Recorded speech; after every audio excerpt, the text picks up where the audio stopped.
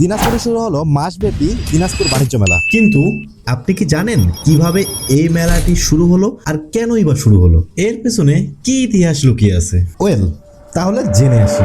দিনাজপুর জেলা কৃষি প্রধান হওয়ায় স্থানীয় কৃষি পণ্য যেমন কাঠারিভোগ চাল, আম, লিচু, টমেটো এবং পাপড় চিড়ার বিপণন প্রচারের জন্য এই মেলা শুরু হয়, যা বর্তমানে এই বাণিজ্য মেলার রূপ নিয়েছে। হাই, আমি নয়ন।